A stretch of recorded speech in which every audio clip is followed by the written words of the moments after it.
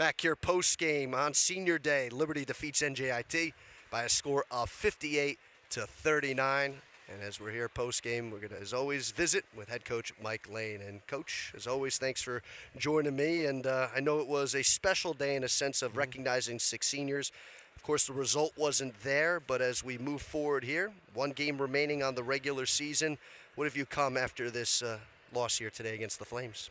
Well, it was a disappointing performance. That's our 28th regular season game, and in many ways today it did not look like number 28. It looked like, a single-digit number. I thought we were very disorganized.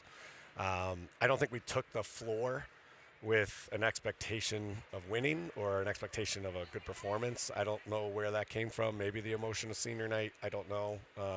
And obviously, clearly, that's on me. I got to get them ready in a better way. But I just thought we were really disorganized and really lethargic. And some of that's Liberty kind of slows you down and makes it like this, plodding game. But we talked about that. We just couldn't let that happen, and it did, unfortunately. Now, once again, your team has shown that they can play defense with the best of them. They held Liberty to lower than their per-game averages, not only throughout the entire season, but in conference play as well, too. But once again, you and I are talking about the inability to make enough bang for your buck in regards to getting the shots through the hoop. So, 13 for 57 from the field, and I know that frustrates you because you had totals of 6 and 3 in your odd number quarters. Did you feel like the attempts were there, just didn't go in, or did you feel that maybe some of the attempts were ill-advised? There were definitely some ill-advised attempts, or what I thought. We talk about being strong with the ball, and I thought there was many attempts at the end of drives that were just getting the ball out of our hands, and I thought Dez had clearly a really good game, but Dez had a really great finish in the second quarter, I think it was, where she kind of did that step through. And that, I was like, guys, that's all you have to do. You just have to land and be patient. And we just rushed a lot of shots at the end of drives. Now, there were other looks that we'd take all day. Open threes, shots at the basket, shots in the paint. Some of those got to go down, but I've been in this chair before saying it's a make or miss league, and we just missed them today. No, I know they had 3 players that did their part. Rhett Stat was very active inside. So good. And, of course, Gully, who had around 10 points or so. But, of course, one player that was really productive off the bench was KK Barber for them. The one senior. She did her part as well. But those were the only 3 contributing factors for Liberty. I know it was enough for them. But going into your game planning on those 3 specific players, where did you think that maybe you fell a little short with those players? Well, we know they're so big, and Restat, I think, might be the best post player in the league, to be honest. I mean, she's just so efficient.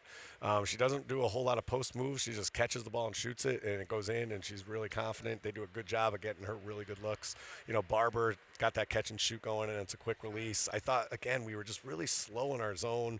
They hit some high post catches that we knew that's where 30 is going to camp out. That's where 34 is going to be. And again, we just weren't locked in like we've been.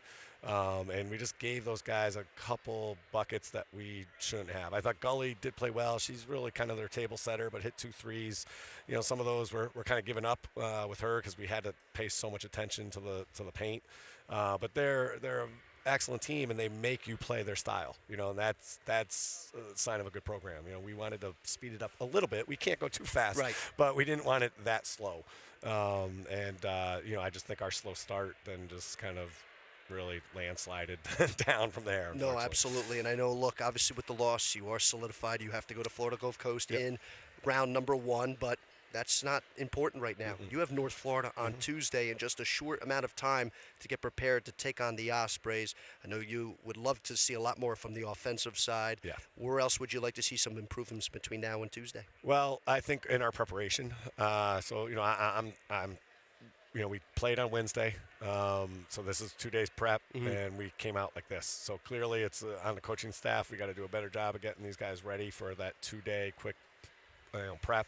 We got to go. Absolutely every game for us we're out there trying to prove something. We have to kind of make progress. I think today was a step back. but we want to go down and have a good week of basketball. So it's, we can't play poorly on Tuesday and mail it in and say, oh, we're going to play Florida Gulf Coast coming off that kind of performance. So we want a good week of basketball, and I'll trade.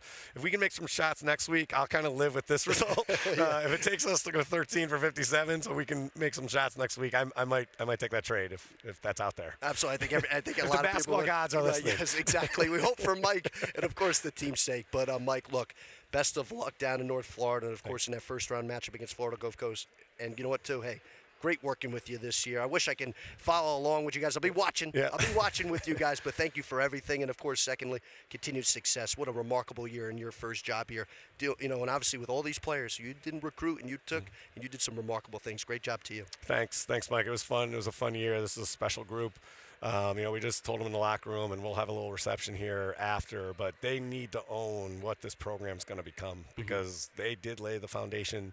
Kelly Garino is one of the all-time great players that we've had here. So that's a little tough to miss. I'm going to miss Kelly, obviously, but Jill's effort and Tot playing with 2 torn meniscus, Amari being hurt and coming back, Amber staying in the program, Jordan's just determination all year and playing defense. I mean, this is a really good group. Really fortunate to play with them, and so hate to see them go, but we do think the future is really bright here, and I think those guys are excited about what they've started here. So we're excited for the future. We're disappointed about today, and thank you certainly for all your coverage and all your attention to our program. We appreciate it. Absolutely. Looking forward to more of it down the line. All right. That's head coach Mike Lane.